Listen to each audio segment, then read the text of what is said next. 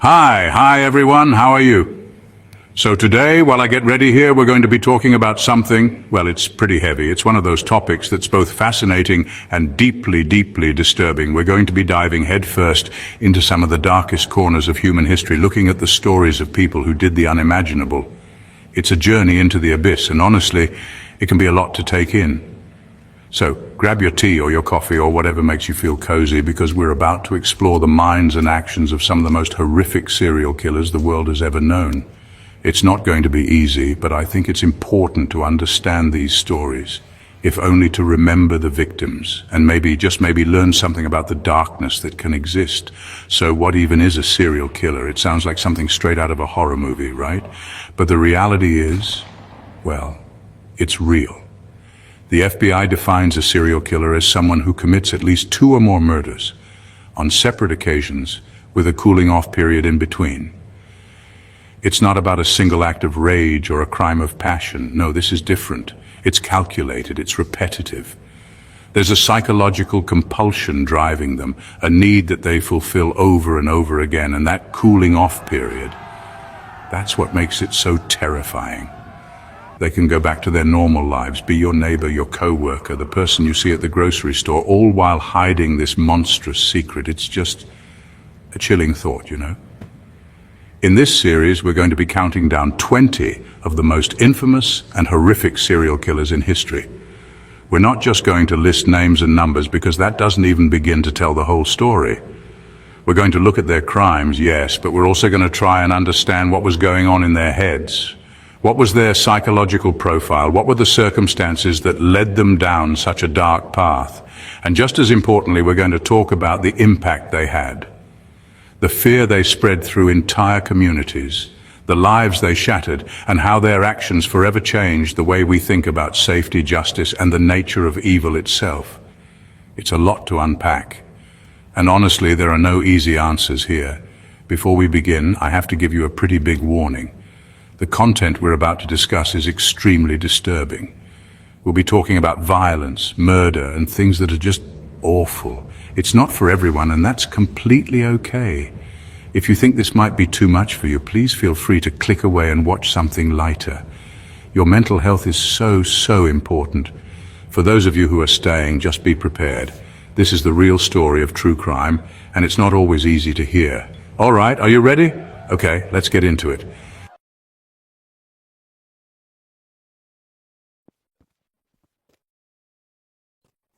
Okay, so starting off our list is a name that, if you lived in California in the 80s, still probably sends a shiver down your spine.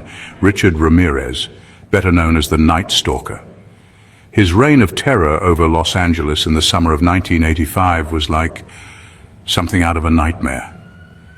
It was a particularly hot summer, and people usually left their windows open at night to get some relief from the heat. But Ramirez turned that simple comfort into a source of absolute dread. He was a burglar, a rapist, and a murderer, and he didn't seem to have a specific type of victim. He attacked men, women, and children, from the very young to the elderly. This randomness is what made him so terrifying. Nobody felt safe. The name Night Stalker perfectly captured the fear he created. He would creep into people's homes in the middle of the night, a shadowy figure moving through the darkness. His crimes were incredibly brutal and often involved satanic elements. He would force his victims to swear to Satan and would sometimes draw pentagrams on the walls or on their bodies. This wasn't just about killing, it was about psychological torment. He wanted to instill a deep, primal fear. He seemed to relish the power he held over his victims, a power that extended to the entire city of Los Angeles. People were buying guns, installing security systems, and sleeping in shifts. The city that was known for sunshine and glamour was suddenly living under a dark cloud of paranoia. Imagine the feeling. You're in your own home, the one place in the world you're supposed to feel secure, and you can't even relax. Every creak of the floorboards, every dog bark, every shadow could be him. The media, of course, was all over this story, plastering his composite sketches everywhere and giving him the infamous nickname. While this helped spread awareness, it also amplified the panic to a fever pitch. He was more than a man. He was a boogeyman, an embodiment of pure evil that had descended upon the city of angels. The police were under immense pressure, working around the clock, but Ramirez was elusive, leaving behind a trail of chaos and very few clues. His background, when you look into it, is just a sad, predictable story of abuse and neglect. Born in El Paso, Texas, he had a difficult childhood. He suffered a serious head injury as a toddler, and later he was heavily influenced by his older cousin, a Green Beret who had returned from Vietnam. This cousin would show him graphic photos of his time at war, including pictures of tortured and murdered women, and even taught Ramirez some of his own violent skills. It's like you can see the pieces falling into place, a perfect storm of trauma, bad influences, and a budding psychopathy that would eventually be unleashed on an unsuspecting city. It doesn't excuse his actions, not at all, but it gives a glimpse into how a monster might be made. So psychologically, what was going on with Richard Ramirez? Experts who studied him described him as a disorganized, rage-filled killer. Unlike some of the other killers we'll talk about, who are meticulous and plan every detail, Ramirez was chaotic. His crimes were messy, driven by impulse and a deep-seated anger. He was a heavy drug user, which likely fueled his paranoia and violent tendencies.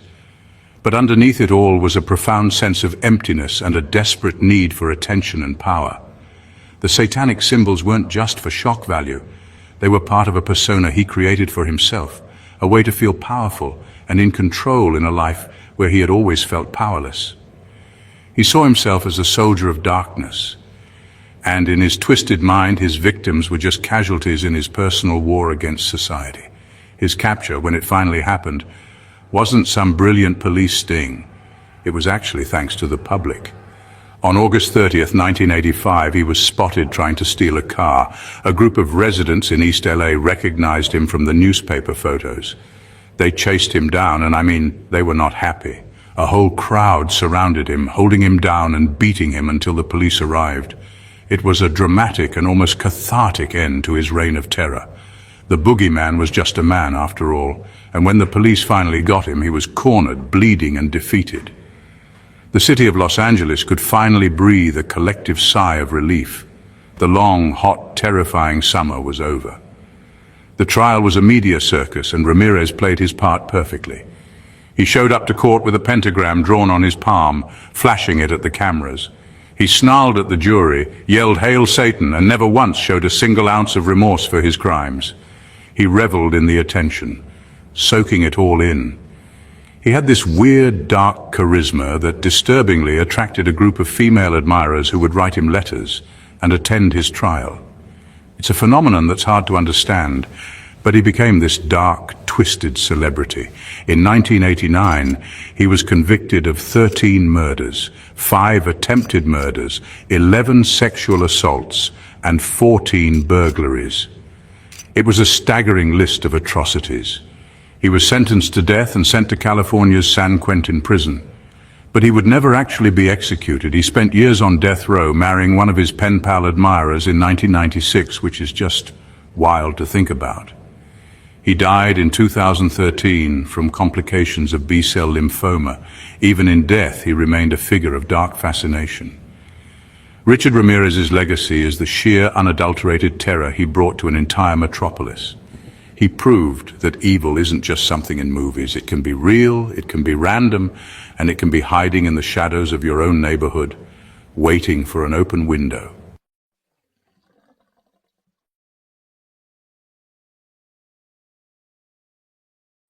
All right, next up we have a case that completely shattered the image of the friendly neighbor, and I'm sorry to say clowns. We're talking about John Wayne Gacy. On the surface, Gacy was like the model citizen in his suburban Chicago community in the 1970s. He was a successful contractor, he was active in local politics, he threw these huge neighborhood block parties. He was known for dressing up as Pogo the Clown or Patches the Clown and entertaining kids at hospitals and charity events. He was a friendly, outgoing, popular guy. But behind that smiling clown makeup and the facade of the perfect neighbor was a secret that was more horrific than anyone could possibly imagine. It's the ultimate double life. This public persona was a carefully constructed mask. Gacy used his position of trust and his friendly nature to lure his victims. His targets were teenage boys and young men. He'd offer them a job with his construction company, or maybe just a ride home or a little bit of money. He was a predator who knew exactly how to exploit vulnerability. Once he had them in his power, usually back at his house on Summerdale Avenue, the friendly mask would drop and the monster underneath would emerge. He would assault and then murder them, almost always by strangulation. The man who brought smiles to children's faces at parties was, in secret, a prolific and sadistic serial killer. What makes Gacy's story so deeply unsettling is how he disposed of the bodies. He didn't have some remote dumping ground out in the woods. No, he buried most of his victims right there in his own home. He dug graves in the crawl space under his house. When he ran out of room there, he buried more in his yard, and even encased some in concrete in his garage. His house, the site of those fun neighborhood parties, was literally a mass grave. The smell was apparently awful, and he would tell people it was just moisture and mildew in the crawl space. And people believed him. He was just good old John, the friendly contractor. No one would suspect the truth. The number of victims is just staggering. Over the course of about 6 years, from 1972 to 1978, Gacy murdered at least 33 young men and boys. 33. That number is hard to even comprehend. For years, parents were reporting their sons missing, and the police were often dismissive, assuming they were just runaways. It wasn't until the disappearance of a 15-year-old boy named Robert Peast in December 1978 that the police finally started to connect the dots and focus their investigation on John Wayne Gacy. He was the last person to have been seen with the boy, and as police dug into his past, they uncovered a history that was far from spotless, and the perfect neighbor facade began to crumble. The investigation that unmasked Gacy was methodical. The police put him under surveillance, and the more they watched him, the more suspicious he became. They eventually got a search warrant for his house. The moment they stepped inside, they were hit with the undeniable smell of decomposition. It was a smell that Gacy could no longer explain away. The search of the house became a grim excavation. Police officers and forensic teams spent weeks carefully digging through the crawl space, unearthing one body after another. It was a house of horrors, and the news sent shockwaves not just through Chicago but across the entire country. The killer clown was now a household name. Gacy's impact on public awareness was huge. Before him, the concept of stranger danger was the primary focus of child safety, but Gacy proved that the most dangerous people can be the ones you know and trust. He was the friendly neighbor, the community volunteer. This case made people realize that predators don't always look like monsters. They can look like anyone. It created a new level of paranoia and suspicion, forcing parents to have much more difficult and nuanced conversations with their children about safety. The trust in community figures was shaken to its core, and for an entire generation, clowns went from being figures of fun to symbols of pure terror. During his trial, Gacy was, well, he was arrogant. He never showed any real remorse. He famously said, "The only thing I'm guilty of is running a cemetery and a house." Just what? He tried to plead insanity, but the prosecution painted a picture of a cunning, manipulative predator who knew exactly what he was doing. They brought in witness after witness, and the evidence recovered from his home was just overwhelming. The sheer volume of his crimes, the calculated cruelty, and his complete lack of empathy left the jury with little doubt. In 1980, he was found guilty of 33 murders and sentenced to death. John Wayne Gacy spent 14 years on death row. During that time, he took up painting, and disturbingly, his artwork, often featuring clowns and skulls, became sought after by some collectors. It's another one of those weird, dark instances of killer celebrity. He was executed by lethal injection in 1994. His last words were reportedly an expletive directed at, well, everyone.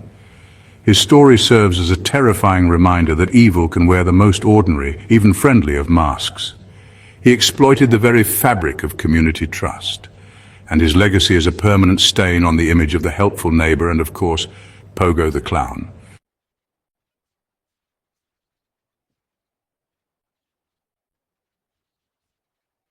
Okay, so let's get into our next case, and this one is a doozy. It's a name you've definitely heard before, and for good reason. We're talking about Ted Bundy. Now, when you think of a serial killer, what comes to mind? Probably someone who looks off, right? Someone you'd cross the street to avoid.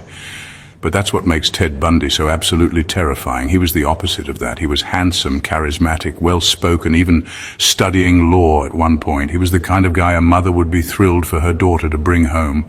He didn't fit the mold, and that was his most dangerous weapon. This charm wasn't just a personality trait. It was a carefully crafted tool he used to lure his victims into a false sense of security. Can you just imagine? You're walking on a college campus. Maybe your arm is full of books and this handsome guy with his arm in a sling comes up to you asking for help carrying something to his car. You'd want to help, right? It's the polite thing to do. He looks harmless, he's good looking, he's struggling. This was his signature move. He would fake an injury using a cast or crutches to appear vulnerable and non-threatening. It was a brilliant, sick and horrifyingly effective tactic that played on people's basic human kindness. And it worked.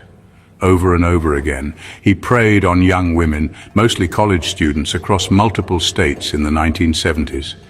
He would approach them in public places, campuses, parks, even a ski resort, and use his charm and his fake injuries to get them to his car. Once they were there, the charming facade would drop, and the monster would emerge. He would bludgeon them, often knocking them unconscious before abducting them. The level of premeditation is just chilling to think about. He wasn't just acting on impulse, he was hunting, and he had his methods down to a science. It's like he was a predator studying his prey, learning their weaknesses and exploiting their compassion. The sheer audacity of it all is what gets me. He wasn't hiding in the shadows or lurking in dark alleys. He was operating in broad daylight, in places where people should have felt safe. He was counting on the fact that nobody would suspect the clean-cut, intelligent-seeming man of being capable of such brutality. This disconnect between his appearance and his actions created a kind of invisibility cloak for him. It allowed him to move through society, a wolf in sheep's clothing, leaving a trail of devastation that would span years and cross state lines, baffling police who were looking for a monster, not a man who looked like the boy next door. It's a terrifying reminder that evil doesn't always have a scary face. So as the bodies started piling up across Washington, Oregon, Utah, and Colorado, law enforcement was completely stumped. The descriptions of the suspect were all over the place, but one thing kept coming up. He was handsome and drove a Volkswagen Beetle. But even with that, they couldn't connect the dots. It wasn't until Bundy was arrested in Utah in 1975 for attempted kidnapping that the pieces started to fall into place. He eventually became a suspect in the much larger pattern of murders. But get this. This guy escaped from custody twice. The first time he literally just jumped out of a courthouse library window. The second time he sawed a hole in the ceiling of his jail cell. The arrogance is just off the charts. This is when the media frenzy really kicked into high gear. Bundy was on the run and he made his way to Florida, where he committed his most brutal and infamous attacks at the Chi Omega sorority house at Florida State University. He broke in and savagely attacked 4 women in their sleep, killing 2 of them. The sheer violence of these crimes was a stark contrast to the charming man everyone thought they knew. When he was finally captured for good, his trial became a national spectacle. It was one of the first to be televised, and the whole country was glued to their screens, watching this man who seemed so normal, so intelligent, represent himself in court. And let me tell you, it was a circus. He would grandstand, object, and try to charm the jury, the judge, and the cameras. He was playing the part of a brilliant lawyer, trying to prove his innocence. But the evidence against him was just overwhelming, especially the bite mark evidence from the Chi Omega attack, which was a perfect match. Watching him, you could see the mask of sanity he wore.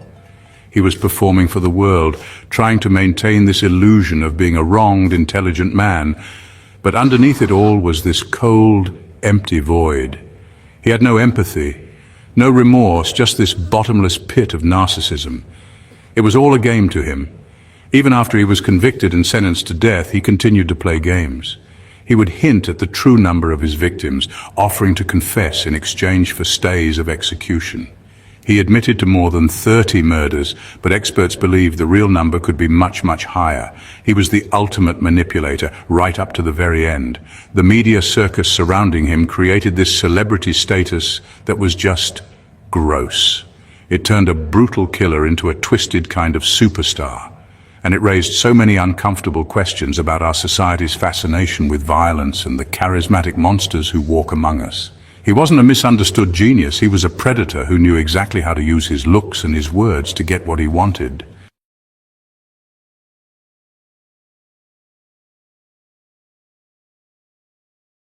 All right, let's switch gears and travel across the world, because evil isn't just an American thing, you know. Our next case takes us to the Soviet Union, and we're talking about a man whose brutality is it's hard to even comprehend. His name was Andrei Chikatilo, also known as the Butcher of Rostov. And while Ted Bundy used charm, Chikatilo was a whole different kind of monster. He was this awkward, unassuming former teacher, a family man, a member of the Communist Party. He looked like your average, miserable-looking bureaucrat. You wouldn't look at him twice on the street. But he was responsible for some of the most gruesome and sadistic crimes imaginable. His reign of terror lasted for over a decade, from the late 1970s to 1990. He would stalk his victims, who were mostly children, teenagers, and young women, at places like train stations and bus stops. These were places where people were transient, coming and going, making it harder to track disappearances. He would lure them away with promises of money or a ride or Western goods like chewing gum, which were rare and desirable in the Soviet Union at the time. He exploited their trust and their poverty, leading them into secluded, wooded areas where he would unleash a level of violence that is it's stomach-turning. The details of his crimes are incredibly graphic, so a little trigger warning here. He didn't just kill his victims, he mutilated them in the most horrific ways. He engaged in cannibalism and sexual assault, and the crime scenes were so chaotic and brutal that investigators were completely overwhelmed. He would stab his victims dozens, sometimes over 100 times. The sheer frenzy of the attacks was something the authorities had never seen before. They were dealing with a level of depravity that was completely outside their frame of reference. It was pure, unadulterated rage and sadism, and it was happening right under the nose of a government that prided itself on order and control. What's really wild is that Chikatilo was actually arrested in 1984, years before he was finally stopped. They suspected him, they had him in custody, but they let him go. Why? Because a blood and semen analysis came back and showed that his blood type didn't match the samples found at the crime scenes. It turned out he had a super rare condition where his blood type was different from the fluid type in his semen. It's like a 1 in a million medical anomaly that allowed a monster to walk free and continue killing for another 6 years. Can you even imagine the frustration and the horror of that? The system failed, and dozens more people paid the price for that mistake. So, while Chikatilo was free and continuing his spree, the Soviet authorities were in a state of complete and utter denial. In the Soviet Union, the official party line was that this kind of crime, serial murder, was a decadent Western phenomenon. It was something that happened in capitalist societies, not in their perfect communist utopia. They believed that their social system prevented such deviance. So when these horrific murders started happening, they just didn't have the framework to understand it. They didn't even have the term serial killer in their vocabulary. They were trying to solve a puzzle without knowing what the final picture was supposed to look like. This denial had catastrophic consequences for the investigation. Police departments in different regions didn't communicate with each other. Evidence was lost. Leads were ignored. They were so convinced that one person couldn't be responsible for so many crimes across such a large area that they looked for separate culprits for each murder. They even executed an innocent man, Alexander Kravchenko, for one of Chikatilo's murders, all because they couldn't accept the reality of what they were facing. The system was more concerned with protecting its own image than with catching the actual killer. It's a classic case of ideology getting in the way of common sense and basic police work. It wasn't until they brought in a psychiatrist named Dr. Alexander Bukhanovsky that they started to make some headway. He created a psychological profile of the killer, which was a revolutionary concept in Soviet criminology at the time. He predicted the killer's age, his background, his motivations, and his likely social behavior. The profile was so incredibly accurate it was almost spooky. It helped the investigators finally understand that they were hunting a single, deeply disturbed individual. They launched a massive surveillance operation, codenamed Operation Forest Stripe, focusing on the train stations and wooded areas where the bodies were found. It was a huge undertaking, but they were finally on the right track. Finally, in November 1990, they caught a break. An officer spotted Chikatilo acting suspiciously at a train station, and he was arrested. This time, they didn't make the same mistake. They brought in Dr. Buchanovsky to interrogate him. Chikatilo was defiant at first, but after hours of psychological cat and mouse, the psychiatrist broke him down. Chikatilo finally confessed, and once he started, he couldn't stop. He gleefully recounted the details of 56 murders, though he was convicted of 52. His trial was a sensation, with Chikatilo screaming and ranting from a cage in the courtroom. It was a shocking end to a horrifying chapter and a brutal wake-up call for a system that refused to believe a monster could be one of its own.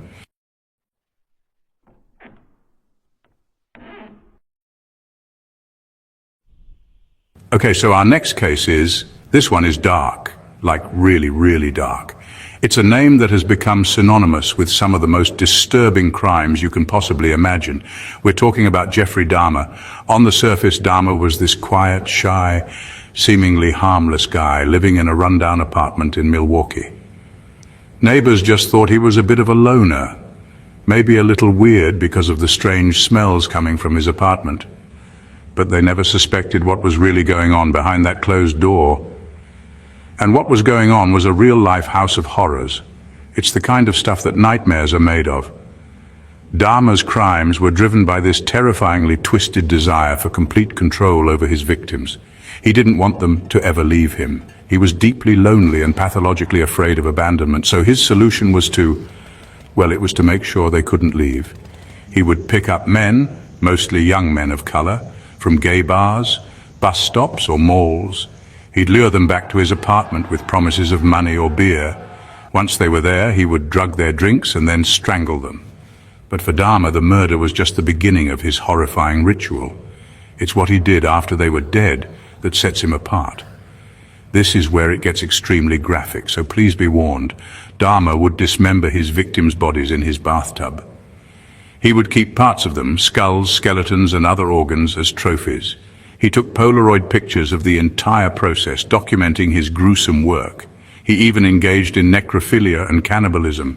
He said he felt like if he ate a part of them, they would become a part of him forever, and he wouldn't be alone. It's this profound and twisted loneliness that fueled his actions.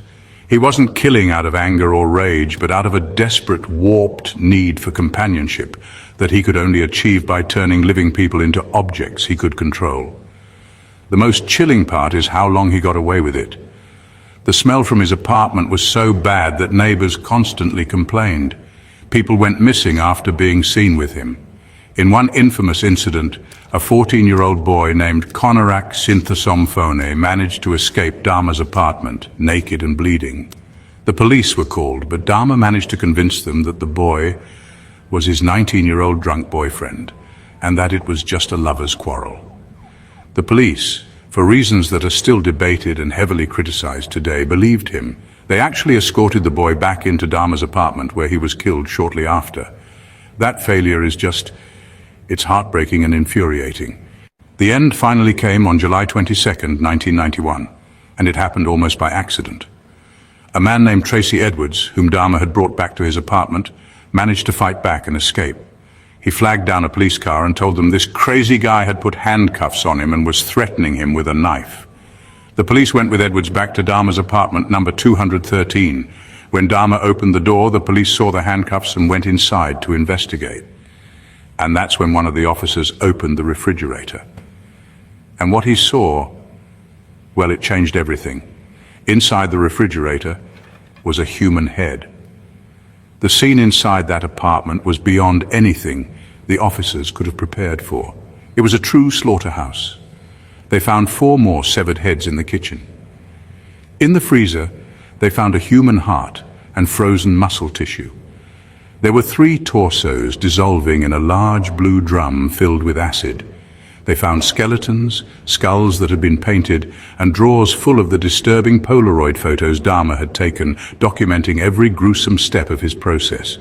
The sheer scale of the horror contained in that one small apartment was staggering.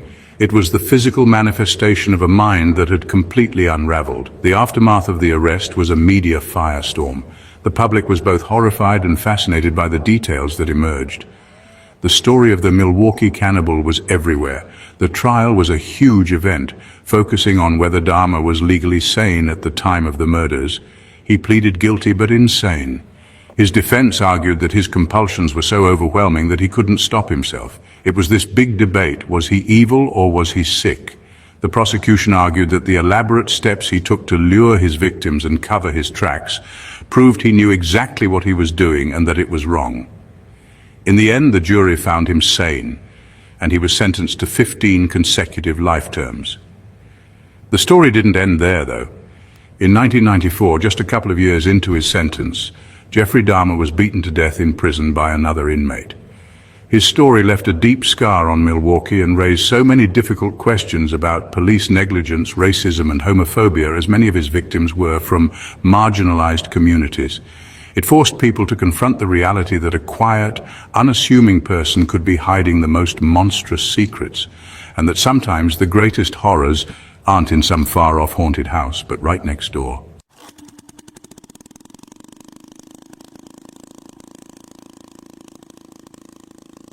Okay, so let's talk about our next case, which is a lot. I'm just warning you now. Her story is a whole tangled mess of tragedy and violence, and it's one of those cases where people are still arguing about it today. We're talking about Aileen Wuornos. Now, you might have seen the movie Monster with Charlize Theron, who did an incredible job, but the real story is somehow even more bleak, if you can believe it. Aileen's life started out rough, like beyond rough. It was a non-stop train of trauma from the moment she was born in 1956. Her dad was a convicted child molester who took his own life in prison, and her mum just left. She and her brother were basically abandoned. So Aileen and her brother end up with their grandparents, which you'd hope would be a safe place. But nope, not even close. It was a nightmare. Her grandfather was allegedly abusive, both physically and emotionally, and just a really cruel man. By the time she was a teenager, Aileen was already living a life that most adults couldn't even imagine. She was reportedly trading sexual favors for things like cigarettes and food at school. At just 14 years old, she became pregnant after being assaulted, and the baby was given up for adoption. Soon after, her grandmother died, and her grandfather, being the absolute gem that he was, kicked her out of the house. She was a homeless teenager with literally nowhere to go. This is where her life on the road really begins. She survived by hitchhiking and turning to sex work, and her life just became this cycle of drifting from place to place, getting into trouble with the law for all sorts of petty crimes, forgery, robbery, you name it. It was a really, really hard existence, and it's not hard to see how all of this built-up trauma and desperation could just fester inside a person. She developed this really tough exterior, this kind of hardened, angry persona, which I guess you'd have to in order to survive what she was going through. But underneath it all, you just have to wonder what was going on in her head, this deep-seated anger at the world and especially at men. Fast forward to 1986, and this is where a major piece of her story falls into place. Aileen, who is now 30, walks into a biker bar in Florida and meets a woman named Tyria Moore. And for the first time, maybe ever, Aileen felt like she had found someone who cared about her. They fell in love and became partners, and for a little while it seemed like maybe, just maybe, things could be different. Aileen was the one providing for them, mostly through sex work, while Tyria worked odd jobs here and there. This relationship would become super important later on because it was Aileen's desire to support Tyria that she claimed was a big part of why everything that happened next happened. Section 2, the highway killer. So, the killings start in late 1989. The first known victim was a man named Richard Mallory. He was a 51-year-old electronics store owner. His car was found abandoned, and later his body was discovered in a wooded area. He had been shot multiple times. At the time, nobody connected it to a potential serial killer, let alone a female one. Aileen's story, which she stuck to for a long time, was that Mallory was brutally violent with her. She claimed he tied her up, assaulted her, and that she killed him in self-defense. This claim is what makes her case so complicated, because was he the one monster, or were they all? It's a question that hangs over this entire story. Over the next year, 6 more men would be found dead along Florida's highways. All of them were middle-aged men who had picked up Aileen while she was hitchhiking. The pattern was similar. They would be shot, usually with a .22 caliber pistol, and their bodies would be dumped in remote areas. Their cars would be found abandoned, sometimes miles away, and their belongings would be missing. The media went wild with this story. They dubbed the unknown killer the highway killer, and there was this huge panic. The idea of a serial killer targeting drivers was terrifying enough, but as police started to piece things together, a truly shocking possibility began to emerge. Police were getting closer thanks to a few crucial mistakes Aileen made. She had been seen driving one of the victim's cars, and she and Tyria had been pawning items that belonged to the dead men. The police were able to connect the dots, and they had a sketch of a suspect, a woman, which was almost unheard of at the time. The pressure was mounting, and they knew they needed to find her.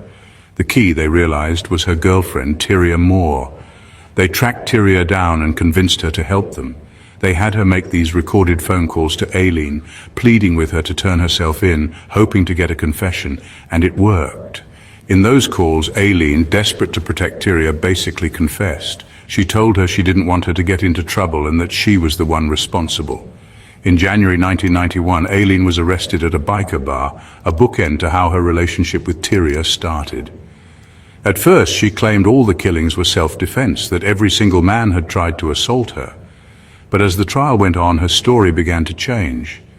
She eventually confessed to the other 6 murders, but her motives and the truth of what happened in those final moments with her victims remain a source of intense debate.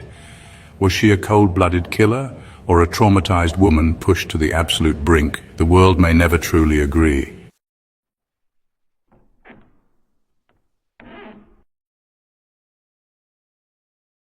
All right, so take a deep breath for this next one, because the numbers we're about to talk about they're just staggering. It's hard to even wrap your head around it. We are heading to South America to talk about a man named Pedro Alonso Lopez, also known as the Monster of the Andes. And when they call him a monster, they are not exaggerating, not even a little bit. His story is a terrifying example of how someone can slip through the cracks of society and justice systems, leaving a trail of absolute devastation across an entire continent. This isn't just a story about a killer. It's a story about how hundreds of victims could be ignored for so long. Pedro Lopez was born in Colombia in 1948, and just like so many of the stories we cover, his childhood was a complete and total disaster. His mother was a prostitute, and he had over a dozen siblings. The story goes that when he was about 8 years old, his mother caught him acting inappropriately with one of his younger sisters, and as punishment, she just kicked him out, threw him out on the streets. An 8-year-old kid, completely homeless. Can you even imagine? He was forced to fend for himself, living in the absolute worst conditions, and it wasn't long before he was taken in by a group of adults who, instead of helping him, abused him horribly. This early life set the stage for a future filled with crime. He spent his youth in and out of orphanages and prisons for things like car theft. It was during one of these prison stints, after he was assaulted by other inmates, that he committed his first murders, killing several of the men who attacked him. But when he was released in 1978, something inside him had completely broken.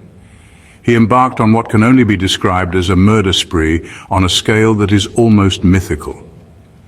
He began traveling between Colombia, Peru, and Ecuador, targeting young girls, usually between the ages of 8 and 12. His method was disturbingly simple and chillingly effective. He would lure the girls away from busy markets or schoolyards, often by pretending to be a lost tourist or offering them a small gift or money.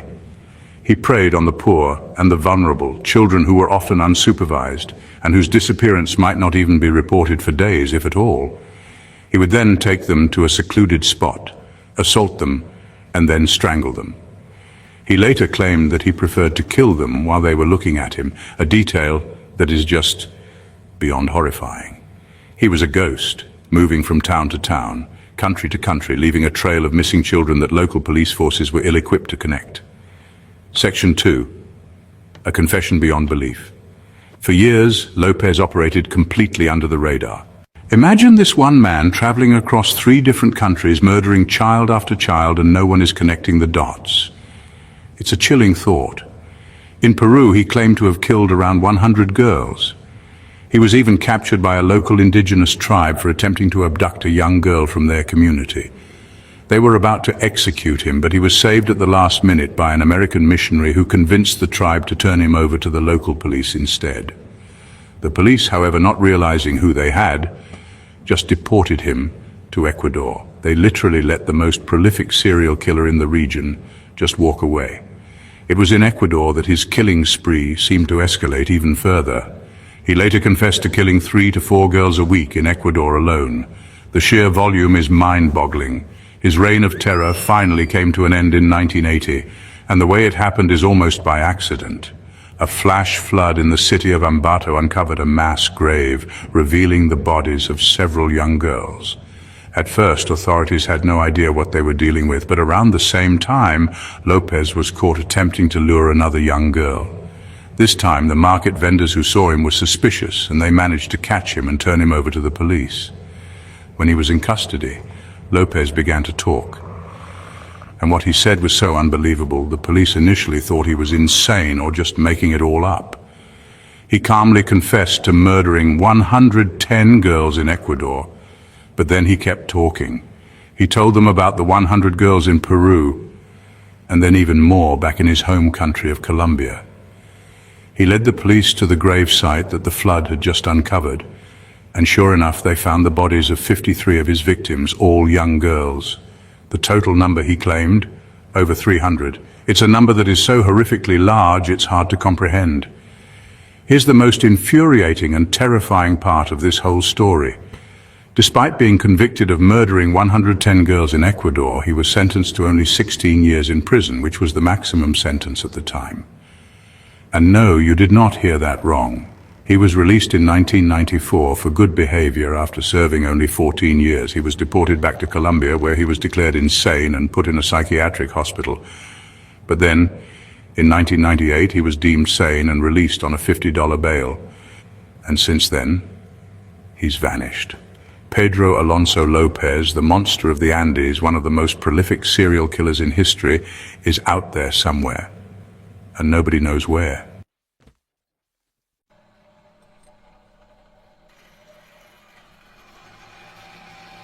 Okay, so let's travel back in time for our next case. We're going to Victorian London, 1888, to the foggy, gaslit streets of a district called Whitechapel.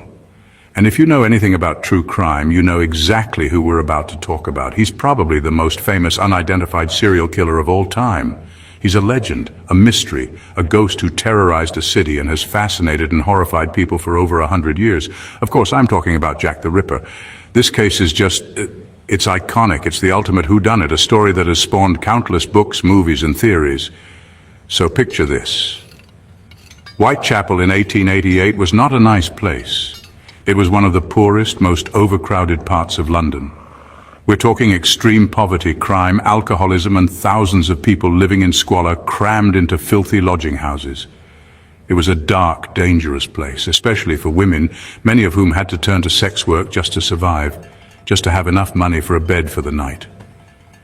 This is the world that Jack the Ripper emerged from, and these vulnerable women were the ones he chose as his victims. It was the perfect hunting ground for a killer who wanted to remain invisible. The terror begins in the autumn of 1888. It's known as the Autumn of Terror for a reason. Between August and November, a series of gruesome murders shocked the entire country and the world. The victims, who are now known as the Canonical Five, were Mary Ann Nichols, Annie Chapman, Elizabeth Stride, Catherine Eddowes, and Mary Jane Kelly. All of them were women living and working in the Whitechapel area. But these weren't just simple murders. The brutality was unlike anything anyone had ever seen before. The killer wasn't just taking their lives, he was mutilating their bodies in the most horrific ways.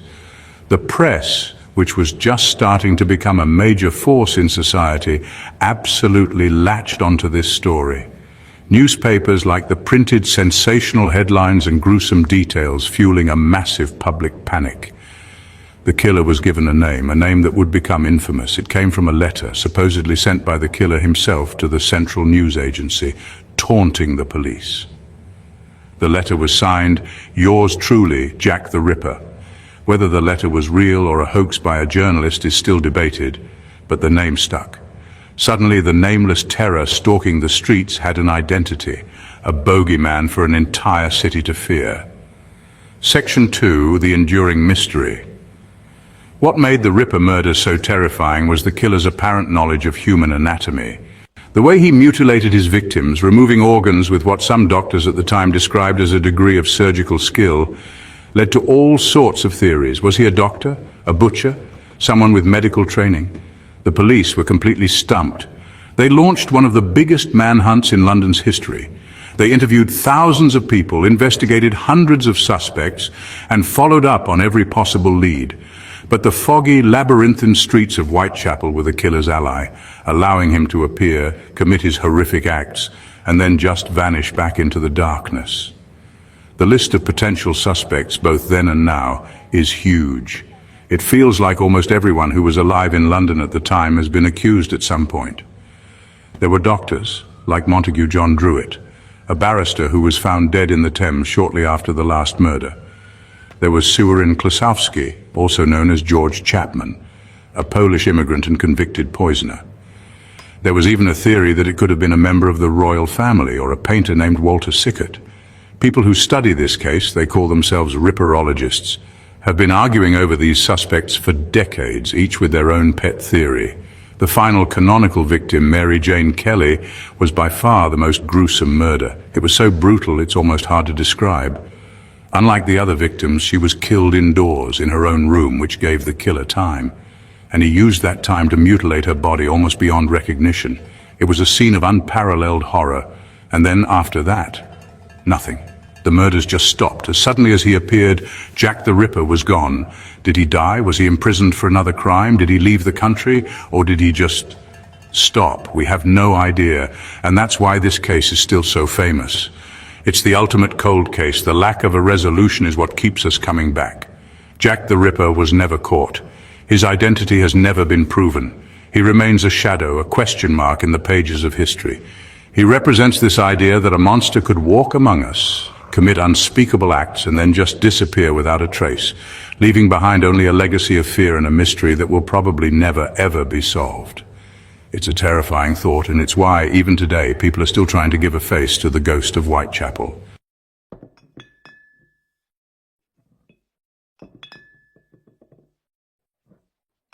Okay, so grab your tea or your coffee or your, your emotional support water bottle, because this next one is a lot. And I say that knowing what we've already talked about, but seriously, we're talking about Albert Fish. He was known by a few different names, like the Werewolf of Wisteria, the Brooklyn Vampire, and the Grey Man, which already sounds like something you'd whisper about in a spooky story, right? This guy was just pure, distilled nightmare fuel walking around in the early 20th century. He looked like this unassuming, kind of frail old man, the kind of person you might help across the street.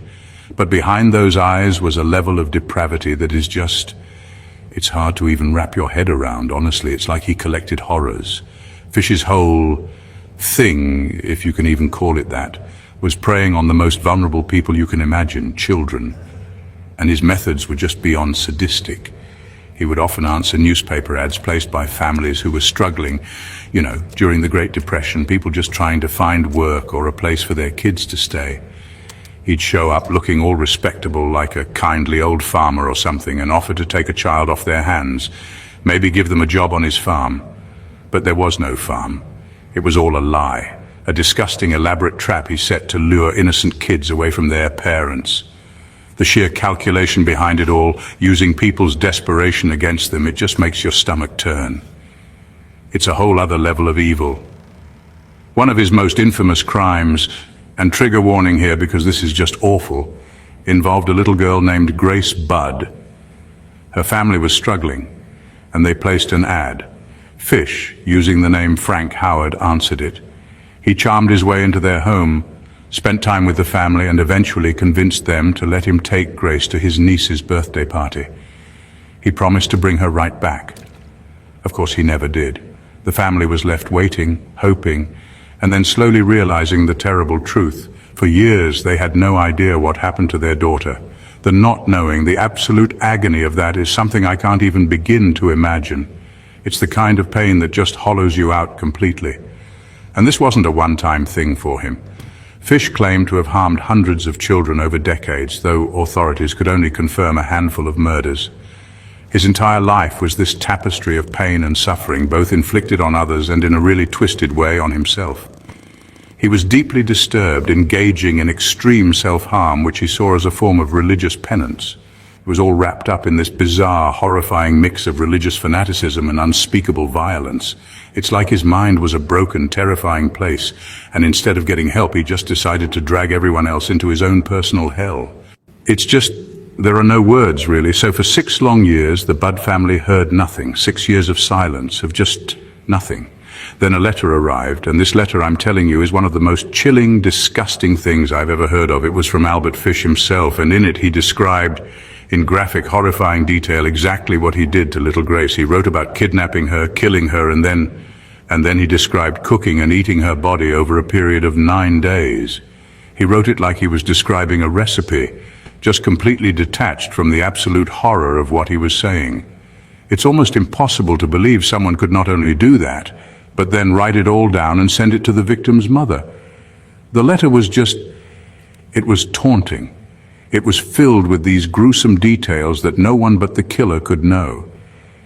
He described the little things, the personal details, all to inflict the maximum amount of pain on this already shattered family. Can you imagine receiving that? After years of holding on to some tiny sliver of hope, to have it all ripped away in the most brutal way possible. The police, though, they saw an opportunity. The envelope the letter came in had this weird little emblem on it, a symbol for the New York Private Chauffeurs Benevolent Association. It was a very specific, very strange clue to leave behind. It makes you wonder, was he getting sloppy? Or did some dark, twisted part of him actually want to get caught? The police traced the stationery to a boarding house where Fish had been living.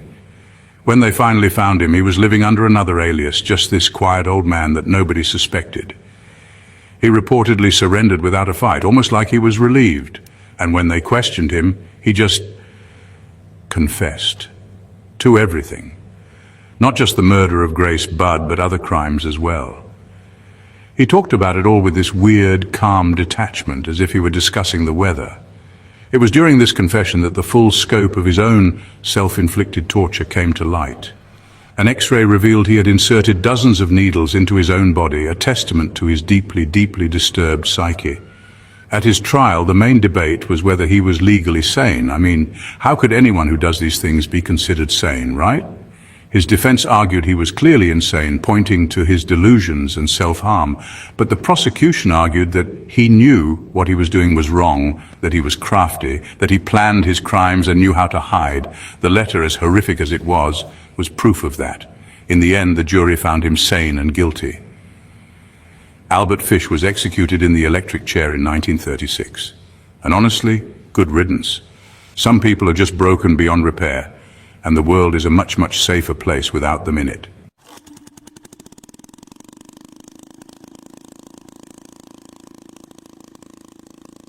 All right, let's move on. And if you thought the last one was a walk in the park, which I know you didn't, this next story is where a lot of our modern horror movie villains get their inspiration, like a lot of them. We're talking about Ed Gein. Now, on the surface, Eddie was just this quiet, solitary guy living on a rundown farm in the middle of nowhere, Plainfield, Wisconsin. He was the town handyman, the local oddball. People thought he was a little strange, sure, but harmless.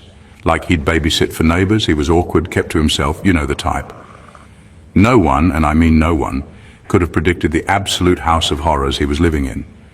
Gein's story really starts with his mother, Augusta. Oh, Augusta. She was a super intense, domineering and fanatically religious woman who basically isolated Ed and his brother Henry from the entire world.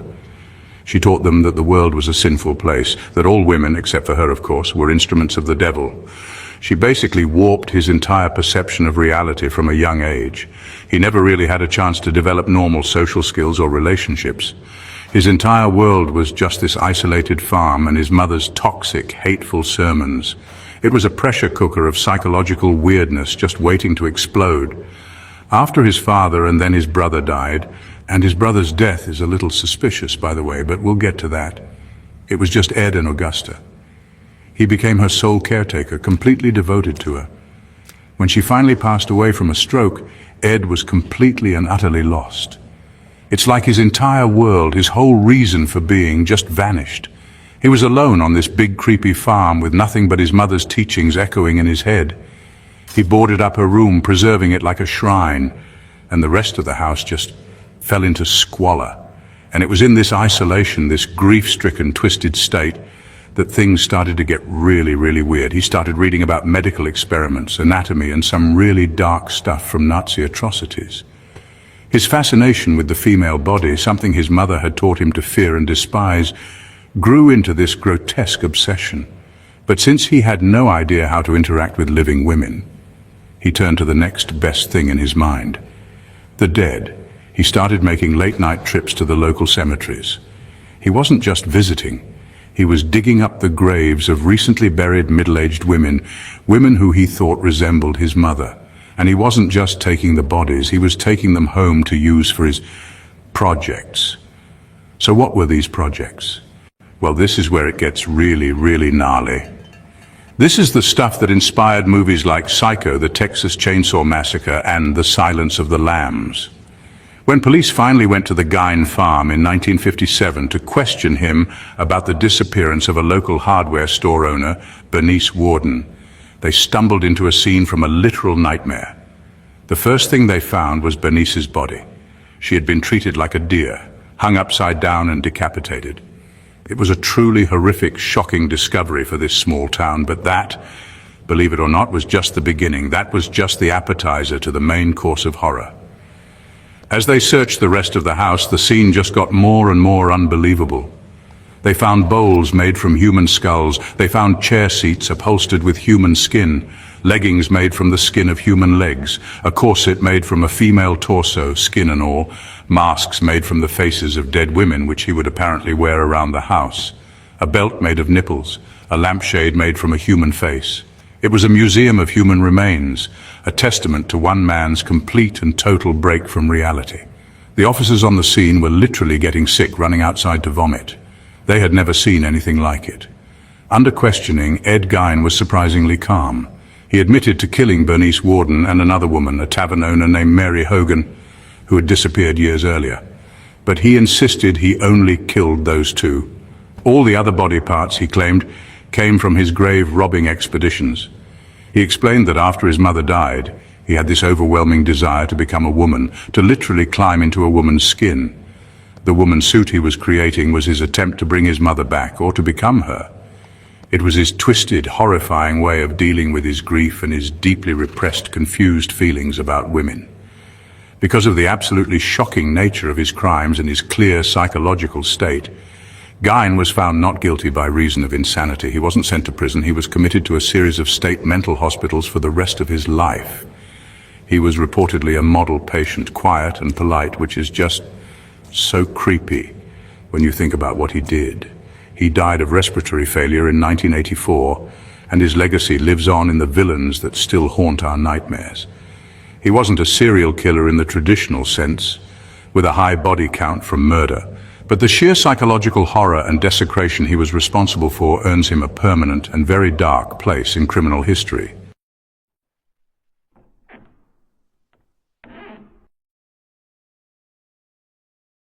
Okay, so we've talked about monsters who look like monsters and monsters who hide in plain sight. But this next one is different.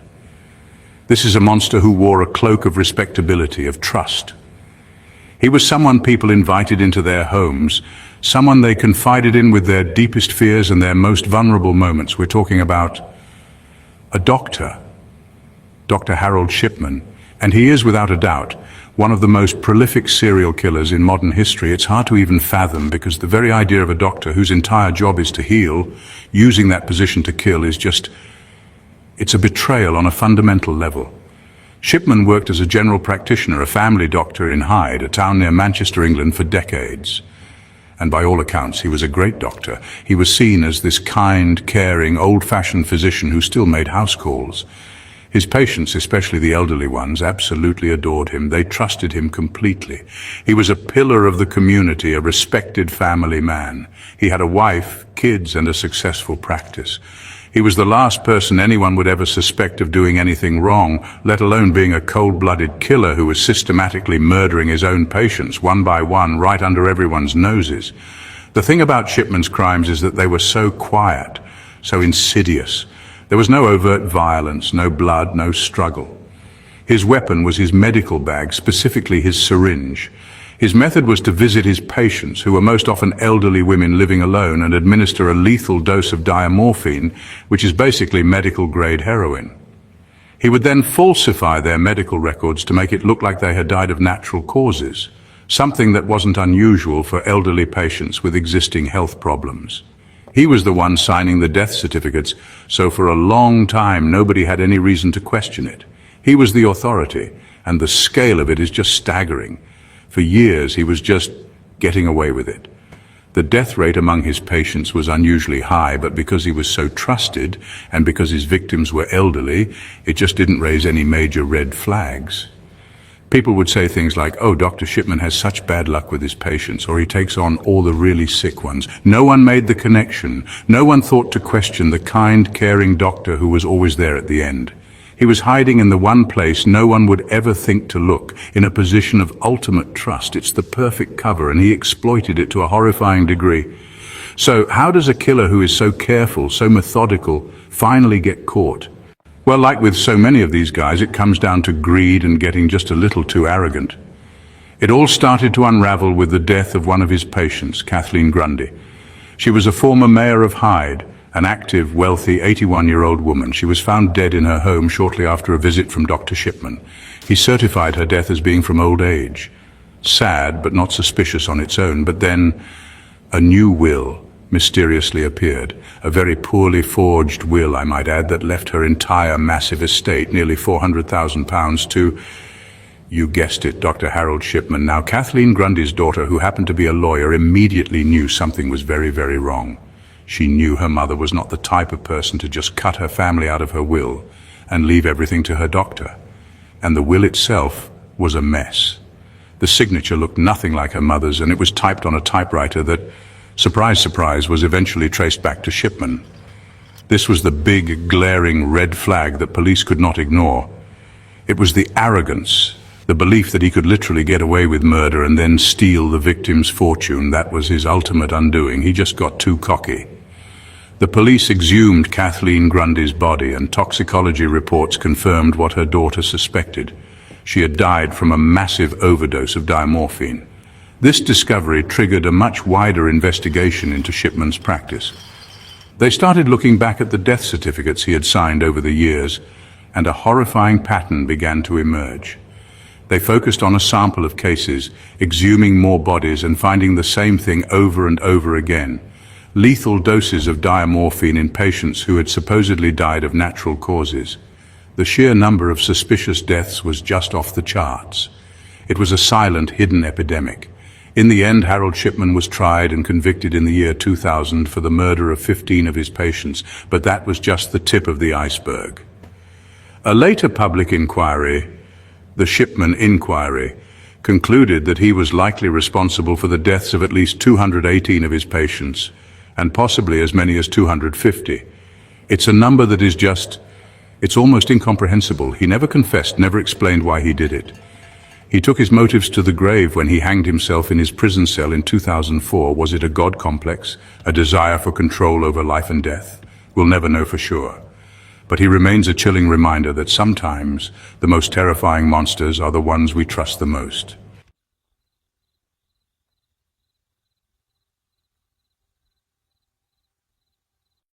Okay, so let's talk about New York City in the mid-1970s. It was a time. The city was gritty, it was kind of broke, and there was this undercurrent of chaos just simmering beneath the surface. And then, in the summer of 1976, something new and terrifying started to happen. It began on a hot July night in the Bronx. Two young women, Donna Laurier and Jody Valenti, were just sitting in their car, talking, like you do. Suddenly, out of nowhere, a man walks up, pulls out a gun, and just starts shooting. Donna was killed instantly. Jody was injured but survived. The police had almost nothing to go on, just a description of a man with a .44 caliber handgun. It was a shocking, senseless act of violence that nobody could explain. At first, the police thought it might have been a mob hit gone wrong, or maybe some kind of personal vendetta. They didn't connect it to anything bigger, but then, a few months later, it happened again. This time a man was shot while sitting in his car with a friend. He survived, but he was left with permanent injuries. The pattern was starting to emerge: young people, usually couples, sitting in parked cars late at night. The weapon was always the same, a powerful .44 Bulldog revolver. The attacks were random, they were brutal, and they were spreading a quiet, creeping fear throughout the outer boroughs of New York. The city was on edge, but they had no idea it was just the beginning of a year-long nightmare. As 1977 began, the attacks became more frequent, more brazen. A young couple shot and wounded in Queens. A young woman, Christine Freund, shot and killed in her car on her way home from a New Year's Eve party. With each attack, the terror just multiplied. People started changing their routines. Women with long, dark hair, who seemed to be a frequent target, were cutting it short or dyeing it blonde. Nightclubs emptied out. People stopped going on late-night dates. You have to imagine the absolute panic. This wasn't a killer who targeted a specific type of person for a clear reason. He was a phantom who could strike anyone, anywhere, at any time. He was literally a monster lurking in the shadows of the city. The police were getting desperate. They formed a massive task force, one of the biggest in the city's history, called Operation Omega. But the killer was like a ghost. He would strike and then just vanish into the night, leaving behind only shell casings and terrified survivors. The media, of course, jumped all over it. The press dubbed him the .44 caliber killer, and his story was on the front page of every newspaper. He was this boogeyman figure, and the city that never sleeps was suddenly afraid of the dark. The fear was so thick you could feel it, this collective anxiety gripping millions of people who were all wondering if they would be next. It was a city held hostage. So, things took a really weird turn in April 1977. After murdering another young couple, the killer did something he hadn't done before. He left a letter. A handwritten, rambling, and super creepy letter addressed to the NYPD Captain Joe Borelli. And this is where we get the name that would become infamous.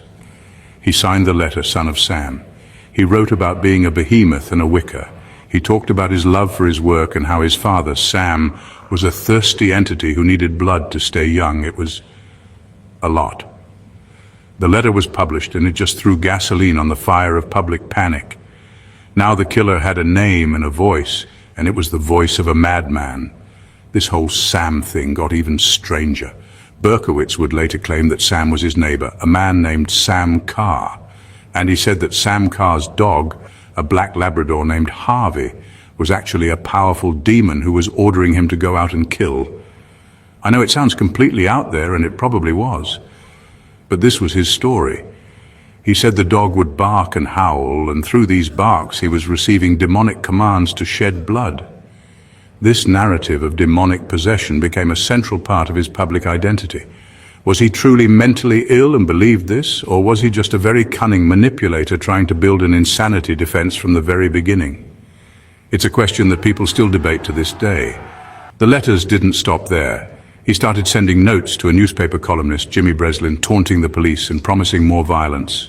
He was loving the attention, the infamy. He was playing a game with the entire city, and he was winning. The summer of '77 was called the Summer of Sam, and it was defined by heat waves, blackouts, and the constant nagging fear of this killer. He was a celebrity in a twisted way.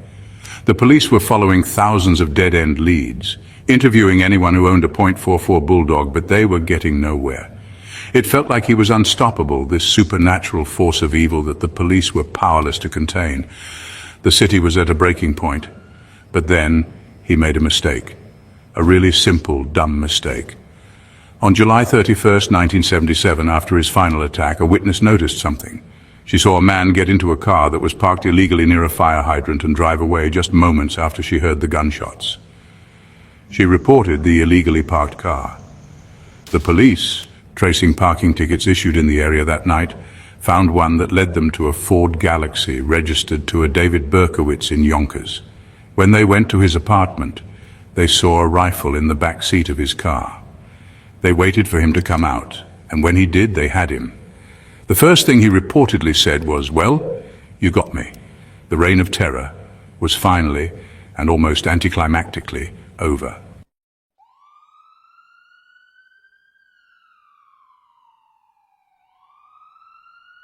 All right, so now we're heading to Wichita, Kansas, which is usually a pretty quiet, middle-of-the-road kind of place.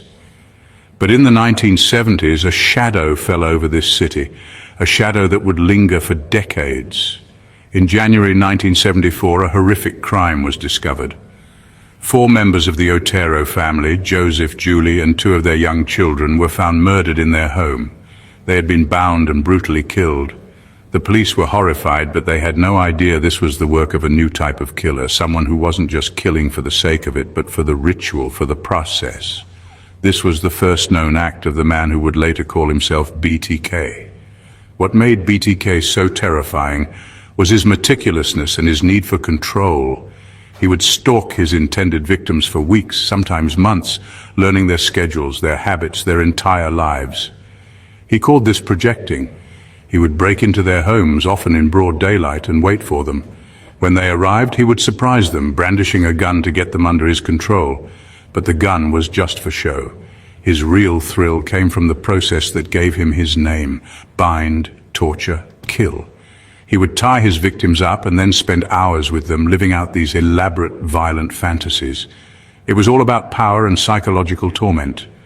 After the Otero family murders, the killer went dormant for a little while. But then he started sending letters.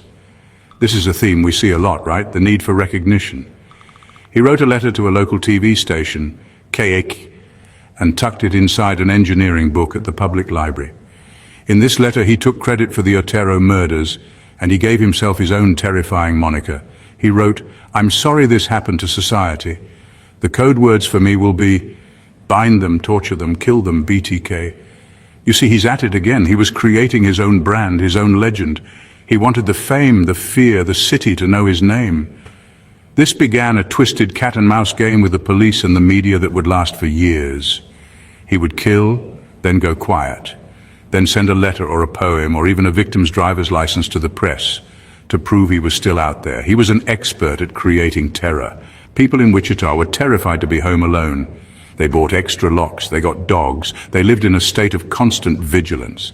And the scariest part, no one had any idea who he was. He looked like nobody. He could be your neighbor, your co-worker, the guy you see at church. And for years, that's exactly what he was.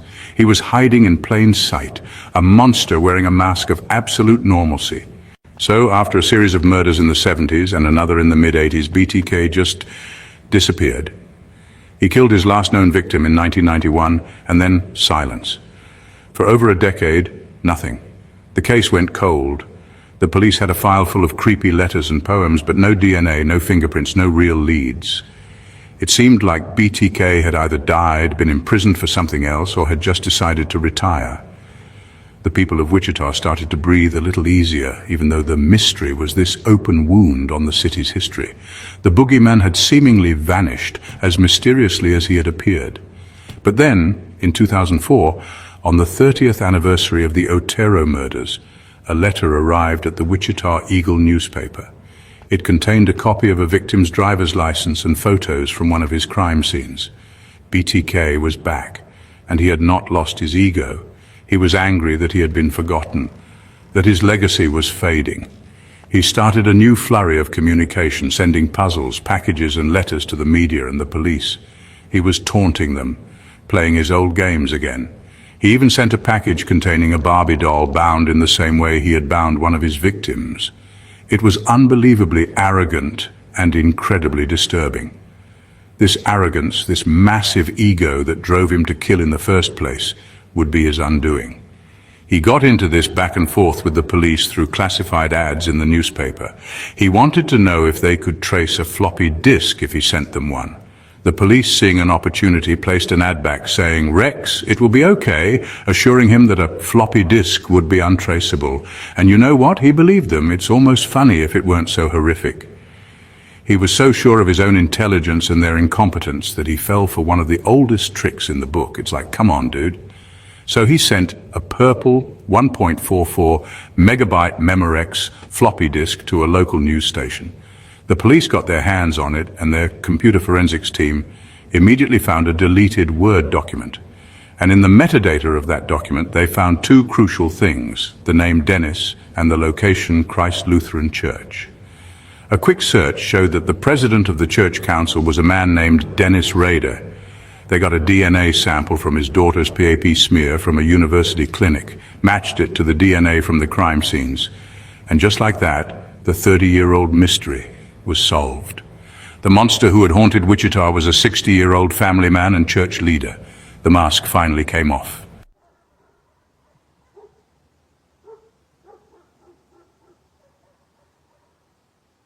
Okay, let's move up to the Pacific Northwest, to King County, Washington in the early 1980s. This is an area known for its beautiful green landscapes, its rivers, its rain. But in 1982, that scenery became the backdrop for something truly sinister. Young women, mostly sex workers and teenage runaways living on the fringes of society, started disappearing from the area around Pacific Highway South, a stretch of road known as the SeaTac Strip.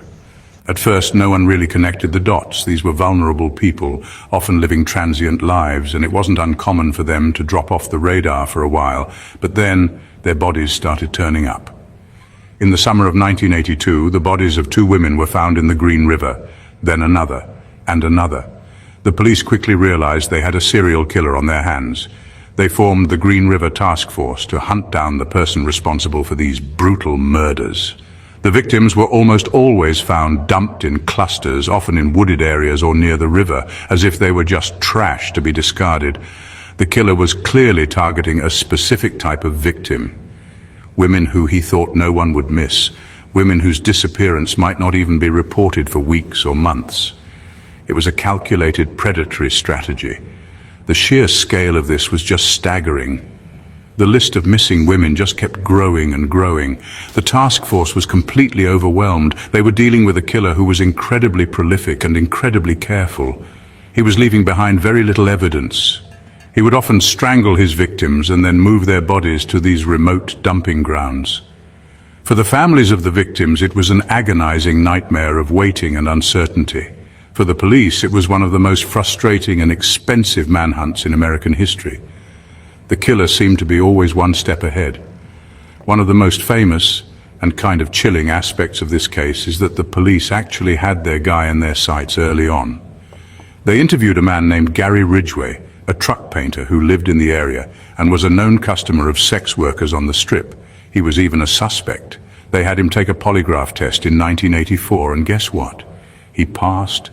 They even took a saliva sample from him, but the DNA technology at the time wasn't advanced enough to do anything with it, so they let him go, and he just kept on killing. For nearly 2 more decades, Gary Ridgway continued his silent, horrific spree while the police were chasing other leads. So just like with BTK, the Green River Killer case went cold. The killings seemed to slow down in the late 80s and 90s, but the mystery never went away. The task force stayed open, and the case files grew thicker and thicker with dead ends. For years, it was one of America's most notorious unsolved serial killer cases.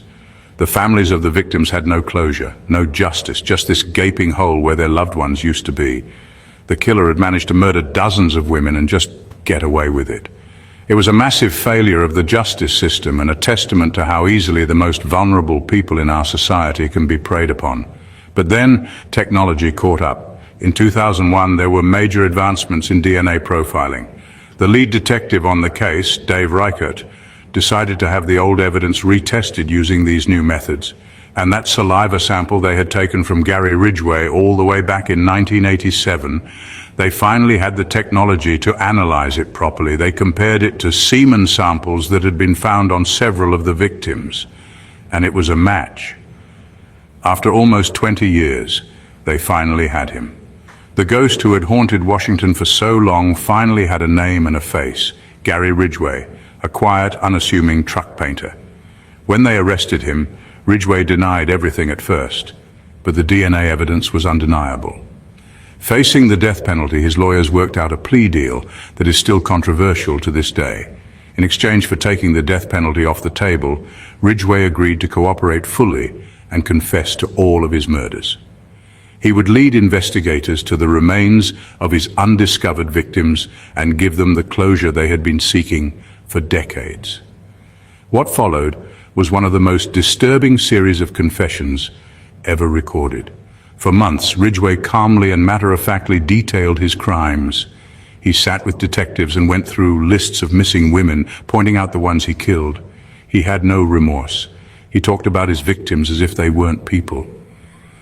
He said he killed so many he lost count, and that he chose sex workers because he thought he could kill as many of them as he wanted, without getting caught. By the time he was done, he had confessed to around 71 murders, though he is suspected of more than 90, making him one of the most prolific serial killers in American history. He was sentenced to life without parole, one life sentence for each of his confirmed victims, ensuring he would never, ever be free again.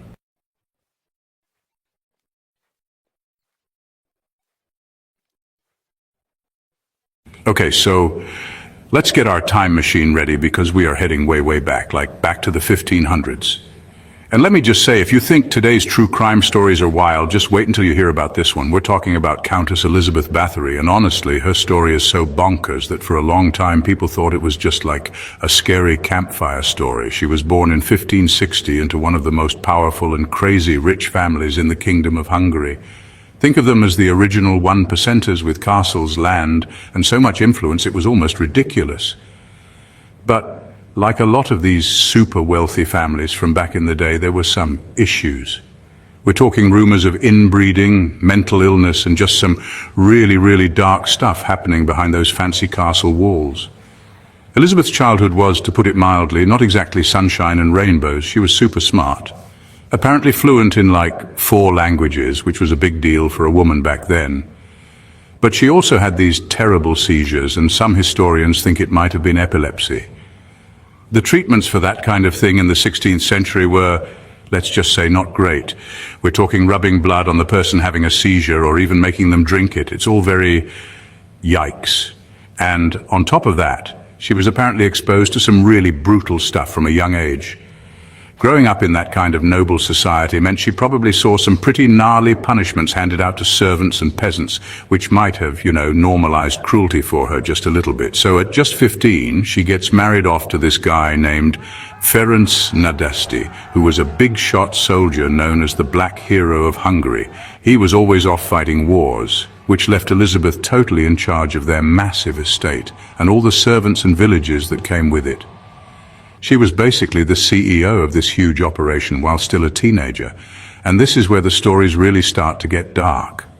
While her husband was away being a war hero, rumors started swirling around the countryside about what was happening at Cactus Castle. People started whispering about young servant girls who would go to work for the Countess and then just disappear, like poof, gone. No one knew where they went, and no one dared to ask too many questions. The whispers grew louder and more specific over the years. They weren't just about missing girls anymore. They were about torture, horrific, unspeakable things. People claimed the Countess had this whole system of punishment for her servants for the tiniest mistakes, like a poorly sewn dress or a dusty corner. The stories talked about girls being beaten, starved, burned with hot irons, and even being forced to stand outside in the freezing winter until they turned into human icicles. It was said that Elizabeth took a special, almost scientific interest in their suffering, and for a long time, because of her family's power and her husband's reputation, nobody could touch her. She was completely above the law, ruling her little kingdom of horrors from behind castle walls. Now this is where the story goes from just being about a super cruel boss to something straight out of a horror movie, and honestly, it's the part everyone remembers. The legend goes that one day, a servant girl accidentally pulled Elizabeth's hair while brushing it, and the Countess, in a rage, slapped the girl so hard she drew blood. When some of that blood landed on Elizabeth's hand, she supposedly noticed that her skin looked younger, smoother, and more refreshed where the blood had been, and that's when a light bulb went off in her head, a very, very twisted light bulb. The idea was born, what if the blood of young virgins was the ultimate anti-aging secret? The fountain of youth was apparently right there in her own castle. This is the origin of her most famous nickname, the Blood Countess. The legend says she became obsessed with this idea, escalating her cruelty to a whole new level. She wasn't just punishing girls anymore, she was harvesting them. The stories claim she had her servants capture local peasant girls, bring them to the castle, and then murder them in elaborate, gruesome ways so she could literally bathe in their blood. Some tales even describe a device, kind of like an Iron Maiden, that would press the life and blood out of the victims. It's so over-the-top and gothic, it sounds like something Bram Stoker would have written, and for a long time, this was the accepted story. That Elizabeth Bathory was a real-life vampire who killed hundreds of girls to stay young forever. Eventually, though, even a powerful countess can't make hundreds of people disappear without someone noticing.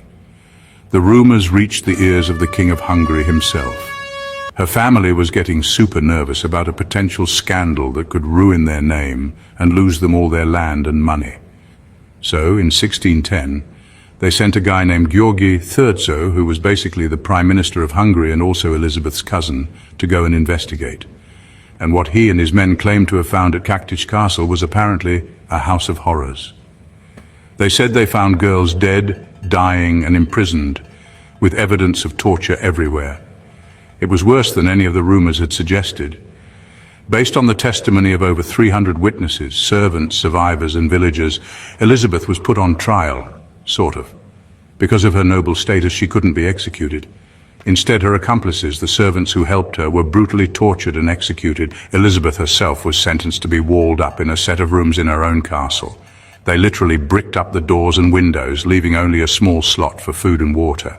She lived like that for 4 years before she was found dead in 1614. Now here's the twist. Some modern historians question the whole blood-bathing story, suggesting it might have been a big political smear campaign to take her down and seize her land. We may never know the full truth, but the legend of the Blood Countess has definitely stuck around, making her a permanent and terrifying figure in the history of horror.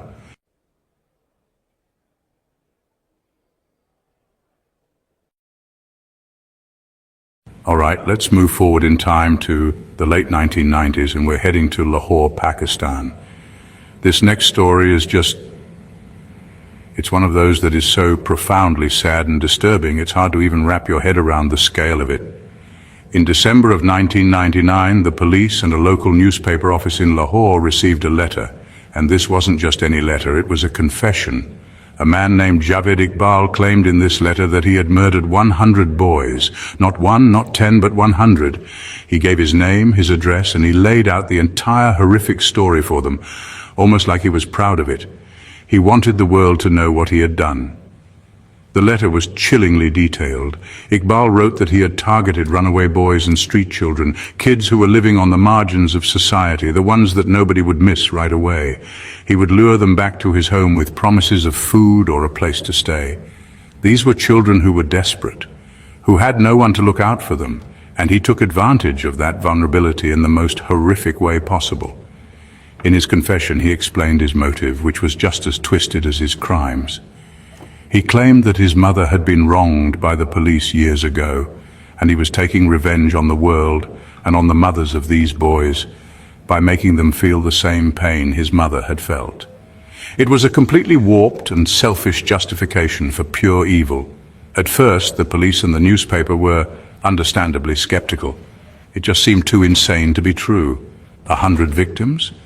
It sounded like a prank or the ramblings of a very disturbed person. But the letter included Iqbal's address and an invitation for them to come and see the evidence for themselves. So the police went to the address he provided, a small, unassuming house in a residential neighborhood. And when they went inside, they found a scene that confirmed their absolute worst fears. The house was a complete nightmare. It was a factory of death, meticulously organized and documented by the killer himself. Inside, police found 2 large vats of acid, and floating in that acid were the partially dissolved remains of 2 of his latest victims. But that wasn't all. Iqbal had kept a terrifyingly detailed record of his crimes. He had photographs of all 100 of his victims, labeled and arranged in an album. He had also kept a diary where he chronicled every single murder, noting down the names of the boys and the dates he killed them. He even kept items of clothing and shoes belonging to the children, all neatly bagged and catalogued.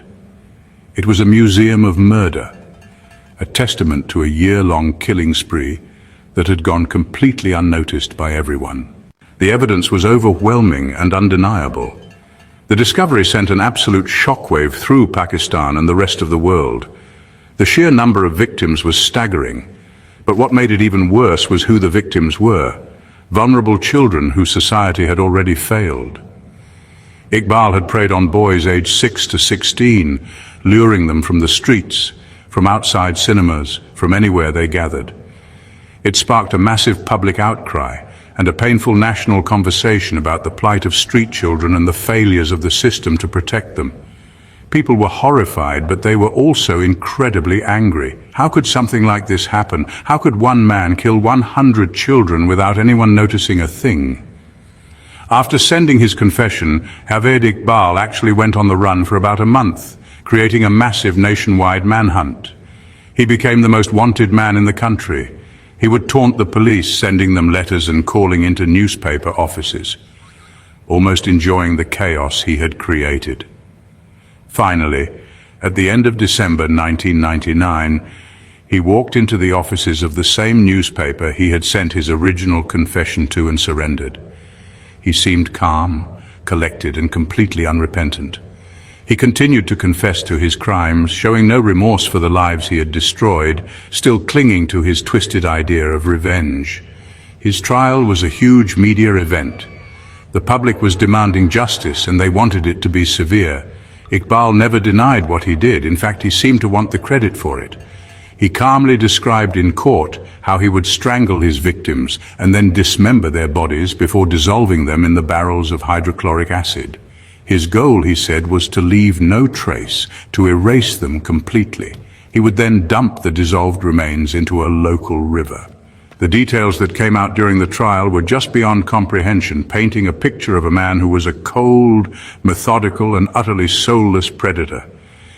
In the end, Javed Iqbal and one of his young accomplices were found guilty and sentenced to death. But the judge, reflecting the public's outrage, handed down a truly unusual and brutal sentence. He ordered that Iqbal should be strangled to death, his body then cut into 100 pieces and dissolved in acid, just as he had done to his victims. It was a very literal eye for an eye punishment. However, this sentence was never carried out. In 2001, before his execution date, Javed Iqbal was found dead in his prison cell. The official cause of death was suicide, though many people suspect he was murdered in prison. It was a strange and abrupt end to one of the most horrifying true crime cases in modern history.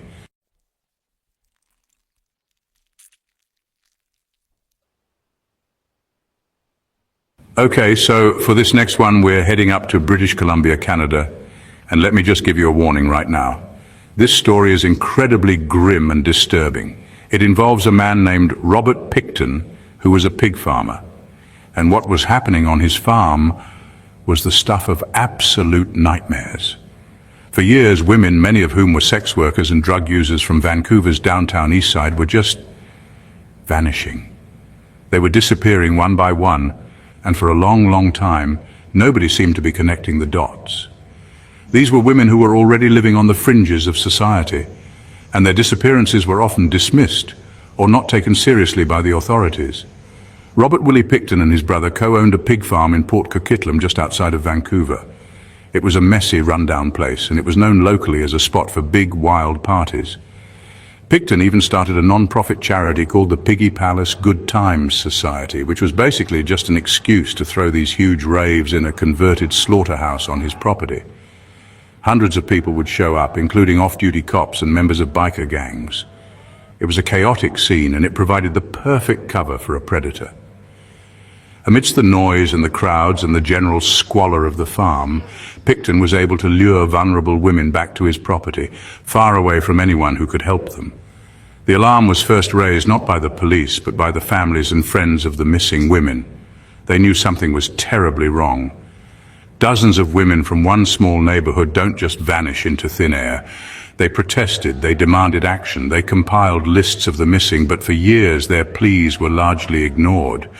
The police were criticized for not dedicating enough resources to the investigation, with many people feeling it was because the victims were from a marginalized community. It wasn't until the list of missing women grew to over 60 that a joint RCMP Vancouver Police Task Force was finally formed to seriously investigate what was going on. The first real break in the case didn't come until 2002, and it was almost by accident. A former employee of Picton's told police that he had seen illegal firearms at the farm. This gave them the excuse they needed to get a search warrant. So, on February 5, 2002, police raided the Picton pig farm, initially looking for guns. But while they were there, an officer happened to spot an asthma inhaler that belonged to one of the missing women. That one small discovery opened the floodgates. The search for illegal firearms immediately turned into the largest and most expensive forensic investigation in Canadian history. They knew they were on the verge of uncovering something truly horrific. What investigators found on that pig farm was more horrifying than anyone could have possibly imagined. As they began to excavate the property, they started finding human remains. And not just in one place, but everywhere. They found bone fragments mixed in with the soil. They found personal items belonging to the missing women scattered all over the property. The search was slow and painstaking. They had to sift through tons and tons of dirt and muck. They brought in forensic anthropologists and archaeologists to help them pass through the grim findings. The farm wasn't just a farm, it was a massive, sprawling graveyard, and the scale of the horror was just beginning to unfold. The most damning evidence came from inside Picton's messy trailer and his workshop. This is where they found the DNA of dozens of missing women. It was on his clothes, on a pair of boots, on a mattress. They found a .22 caliber revolver with a dildo attached to the barrel. And on that weapon they found the DNA of both Picton and one of his victims. They also found jewelry and other personal items belonging to the women. But perhaps the most chilling discovery of all was in a freezer. 2 severed human heads cut in half, with hands and feet stuffed inside. It was undeniable proof that Robert Picton wasn't just a pig farmer. He was a monstrous serial killer. During the investigation, a key witness came forward with a truly terrifying story. He told police that Picton had once confessed to him how he killed the women. He said Picton would pick them up, take them back to the farm, handcuff them, and then murder them. Afterwards, he would put their bodies through a wood chipper and then feed the remains to his pigs. He even allegedly bragged about it, saying it was an efficient way to get rid of a body. There were also allegations that Picton may have mixed human remains with the pork that he processed and sold to the public, including, horrifyingly, to members of the police department. This claim was never definitively proven, but the mere possibility is just sickening. Ultimately, Robert Picton was charged with the murders of 26 women. The police had found the DNA of 33 different women on his farm, but they only had enough evidence to proceed with 26 charges. Because the case was so complex, the prosecution decided to split the trial into 2 parts, starting with just 6 of the murder charges. In 2007, Picton was found guilty on 6 counts of second-degree murder and sentenced to life in prison with no possibility of parole for 25 years. The remaining 20 murder charges were stayed, which was a controversial decision that left many of the victims' families without a sense of full justice. The case exposed deep-seated societal issues and led to a massive inquiry into the failures of the police to protect the most vulnerable women in their community.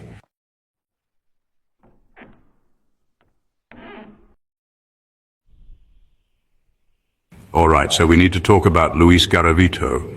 And I'm just going to say it right now. The numbers we are about to discuss they're honestly hard to even comprehend. They don't feel real. Nicknamed La Bestia, or the Beast, Garavito is considered by many to be the most prolific serial killer in modern history, a title that is just absolutely chilling to even say out loud. He operated mostly in Colombia during the 1990s, a time when the country was already dealing with so much turmoil and violence from drug cartels and political instability. It was like, within this larger chaos, an even more sinister, personal kind of evil was allowed to just creep through the cracks completely unnoticed. It's a story that is just beyond horrifying. Garavito's targets were almost exclusively young boys, many of them poor, homeless, or working on the streets. He was a master of disguise, you guys.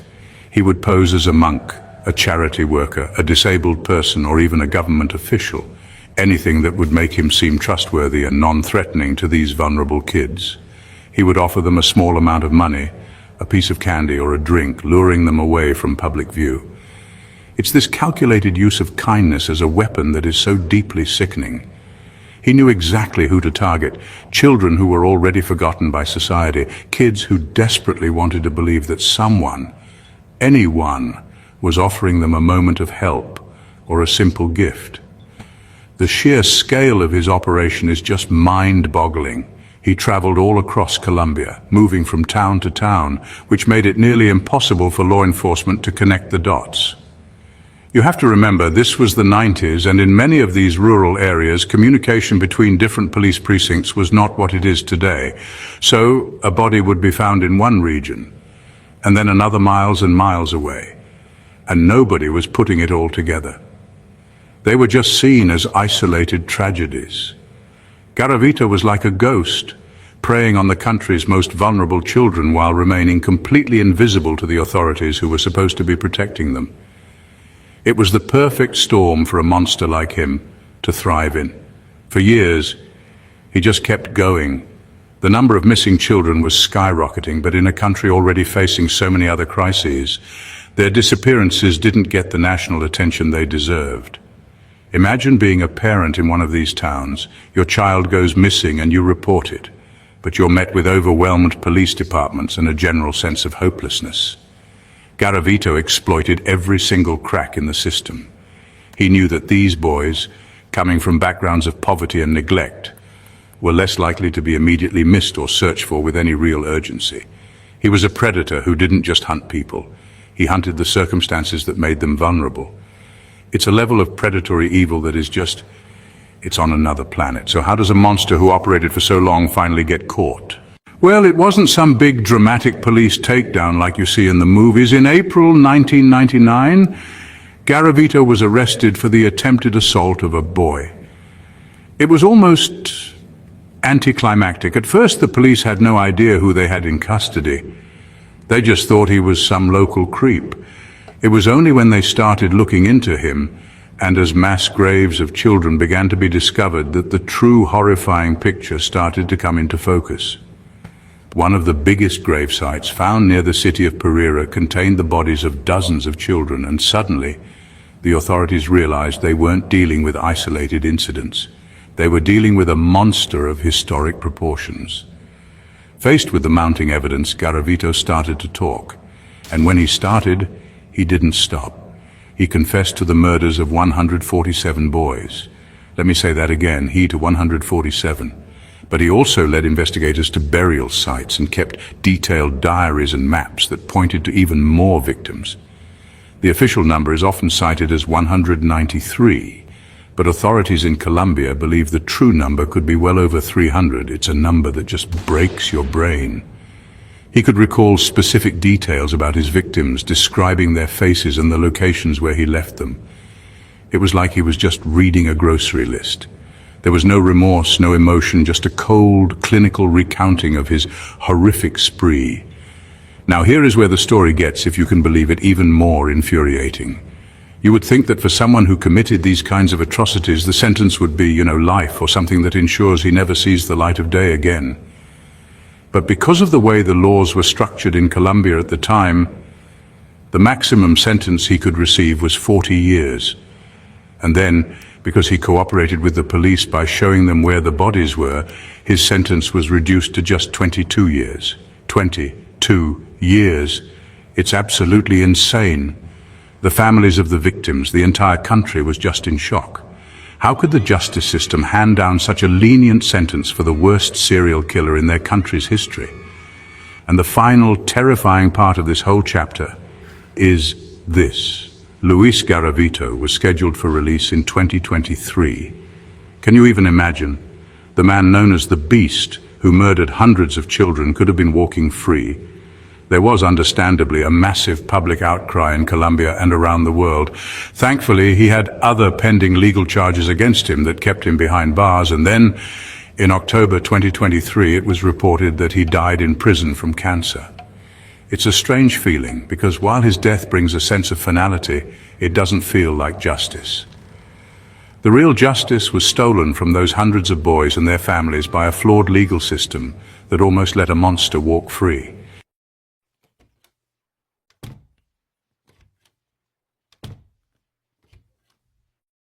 Okay, so let's just take a deep breath for this next one because it gets really, really dark. We're heading over to Japan in the late 1980s, a time when, things were booming economically, but underneath that surface, something truly unsettling was brewing. We're talking about a man named Tsutomu Miyazaki. Now on the surface, he was this quiet, unassuming guy working a low-level job at a photo printing shop. He was what people in Japan call an otaku, which basically means he was super obsessed with anime and manga, to an extreme degree. It was his whole world, his escape. And unfortunately, it became the backdrop for some of the most horrifying crimes the country had ever seen. Miyazaki wasn't just a fan, his obsession was all-consuming. He had this massive collection of videotapes, thousands of them, filling his room from floor to ceiling. A lot of it was just regular anime, but a significant portion was, and I'm just going to say it, some really disturbing, violent and graphic stuff. He lived with his family, but he was incredibly isolated, spending all his time in his room, lost in these fictional worlds.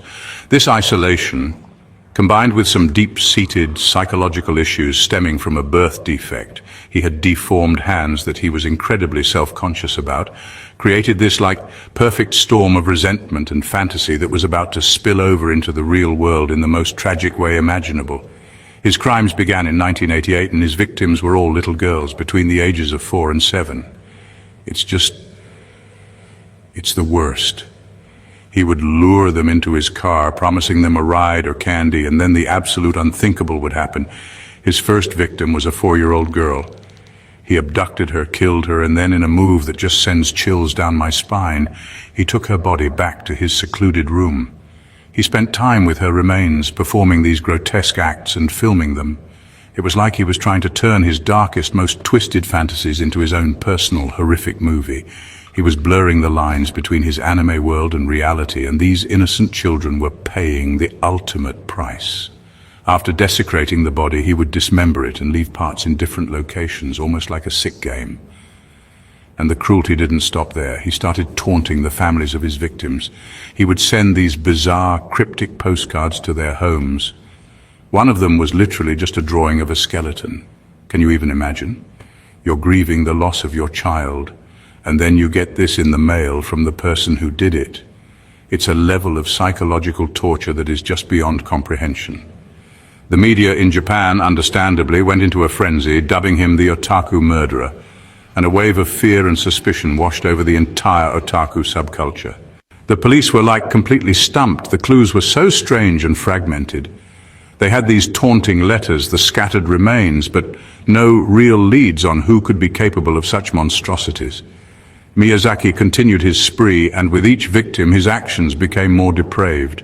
He didn't just kill these little girls. He engaged in necrophilia and cannibalism, drinking their blood and eating parts of their hands and feet. He later claimed he was trying to perform some kind of ritual to preserve their spirits or something, but it was just pure, unadulterated evil. It's hard to even talk about because it's so far removed from any kind of human behavior we can understand. His downfall was honestly kind of random and almost anticlimactic given the horror he'd unleashed. In July 1989, he was in the process of attempting to abduct another young girl when her father caught him. The father saw this man trying to take pictures of his daughter, confronted him, and a struggle broke out. Miyazaki managed to run away, but in his panic he left his car behind. And what do you think the police found inside that car? Everything. They found evidence linking him to the other murders, including items belonging to the victims, and of course his vast and disturbing video collection. The whole twisted world he had built in secret was suddenly laid bare for everyone to see. The trial was a media circus. The details that emerged were so shocking that they sent a seismic wave through Japanese society. The press focused heavily on his otaku lifestyle, and it created this massive moral panic. Suddenly, anyone who liked anime or manga was viewed with suspicion. It was a huge cultural moment that honestly unfairly stigmatized a whole community of people for the actions of one monstrous individual. His defense tried to argue that he was insane, that he had a multiple personality disorder and couldn't distinguish between fantasy and reality. They claimed he was just acting out scenes from his videos, but the prosecution wasn't buying it. Ultimately, the court found him sane and fully responsible for his actions. The judge described his crimes as extremely cruel and inhumane. He was sentenced to death, and after years of appeals, Tsutomu Miyazaki was executed by hanging in 2008. His case left a permanent scar on Japan. It forced a national conversation about media consumption, social isolation, and the dark potential lurking within a person. It was a horrifying reminder that sometimes the quietest people are the ones hiding the loudest, most terrifying screams inside, and the fallout from his crimes is still felt to this day.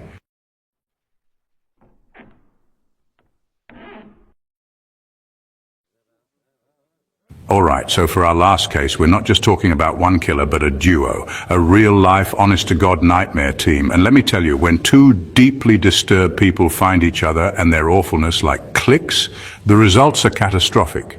We're talking about Leonard Lake and Charles Ng. This story takes us to rural California in the mid-1980s, to a remote cabin that would become the site of some of the most sadistic and meticulously planned crimes you can possibly imagine. It all started with Leonard Lake, a man with some seriously twisted ideas about the end of the world. Leonard Lake was a former Marine, but he was discharged for, psychiatric reasons, which is a big red flag right there. He was a survivalist, completely obsessed with the idea of a coming nuclear holocaust. He believed that after the bombs fell, he would emerge from a bunker and repopulate the Earth. But his plan wasn't just about survival, it was about creating a new world where he was the master. He wrote this whole manifesto, which he called Operation Miranda, named after a character in a book he liked. The plan involved kidnapping women to be his sex slaves or M-slaves and killing anyone who got in his way. It was a detailed blueprint for a personal apocalypse. So, Lake has this horrifying plan, but he needs a partner, an accomplice. And that's where Charles Ng comes in. Ng was also a former Marine, and that's actually how they met. Ng had a history of his own, filled with theft, insubordination, and eventually desertion from the military. He was a martial arts expert, and he had this cold, cruel streak that perfectly complemented Lake's grandiose delusions. They were a match made in hell. Ng looked up to Lake, and Lake saw Ng as the perfect muscle, the enforcer for his sick fantasy. Together they were about to turn Lake's remote cabin in Wilseyville, California, into a private torture chamber. They built this bunker next to the cabin, not just for surviving a nuclear war, but as a prison. It was a concrete, windowless cell, soundproofed and hidden from view. This is where they would hold their victims. Their targets were, tragically, anyone they thought wouldn't be missed. Drifters, neighbors, even entire families who responded to ads for odd jobs. They would lure people to the property, and once they were there, the horror would begin. The men and babies were usually killed right away, but the women were subjected to a living nightmare, held captive in the bunker and forced to endure unimaginable abuse, all while being filmed by their captors. The whole thing unraveled because of all things, a shoplifting incident. In 1985, Charles Ng was caught trying to steal a vice from a hardware store. Lake, who was with him, was also detained. At the police station, Lake gave them a fake name, but the police got suspicious when they found a gun with a silencer in his car. While they were figuring things out, Lake asked for a glass of water and a pen and paper. He wrote a note to his ex-wife, and then, right there in the interrogation room, he swallowed a cyanide pill he had hidden in his clothes. He died a few days later, taking many of his secrets with him. With Lake dead, the police were left with his car and the name he had given them, which belonged to a man who had been missing for months. This led them to the Wilseyville cabin, and what they found there was, and I don't say this lightly, a scene from a horror movie. They found human bones scattered all over the property. They found bloody tools, restraints, and a library of videotapes. These tapes, which became known as the Miranda tapes, were the most damning evidence of all. They were recordings of Lake and Ng torturing and assaulting their female victims. On the tapes, you can hear them threatening the women, forcing them to comply with their demands under the threat of death. The tapes were just beyond disturbing. In one of them, you see a woman named Brenda O'Connor holding her baby, pleading for her husband's life, who they had already killed. Lake tells her, "You can cry and stuff like the rest of them, or you can cooperate." It was cold, it was calculated, and it was all documented. The police also found Lake's extensive journals, which detailed his philosophy and chronicled the murders of at least 11 victims, though authorities believe the true number is closer to 25. They had built a kill room, and they used it over and over again. It was a factory of death, hidden away in the woods. While the police were excavating the property, Charles Ng was on the run. He had managed to flee the country, leading to this massive international manhunt. He was eventually caught in Canada after, you guessed it, another shoplifting incident where he shot and wounded a security guard. After a long legal battle, he was extradited back to California. His trial was one of the longest and most expensive in the state's history. He played games, fired his lawyers, and tried every trick in the book to delay justice. But in 1999, he was finally convicted of 11 counts of murder and sentenced to death. He remains on death row to this day, a final chapter in a story of a partnership that created a literal hell on earth.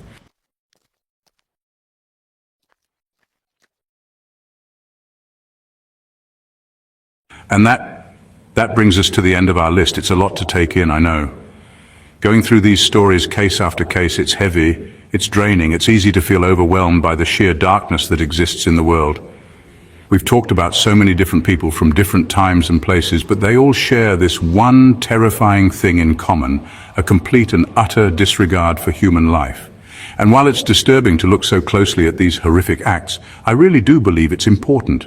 It's not about being morbid or sensationalizing tragedy. It's about understanding the patterns, the warning signs, the societal failures that can allow people like this to operate for so long. When we learn about the victims, we honor their memory and ensure they aren't just statistics.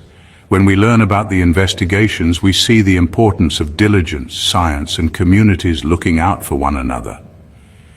These stories are the most extreme examples of what can happen when cruelty goes unchecked, when people fall through the cracks, and when mental health is ignored.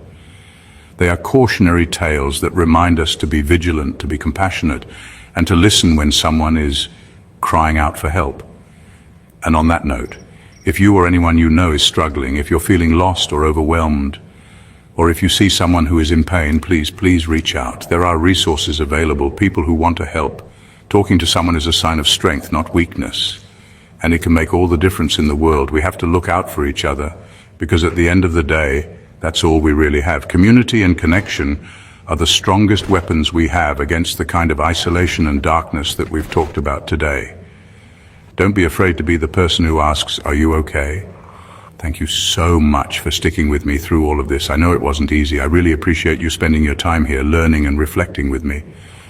If you found this documentary informative and want to see more deep dives into complex cases and historical events, please consider subscribing to Animation Unveiled. We put a lot of work into these stories because we believe they matter.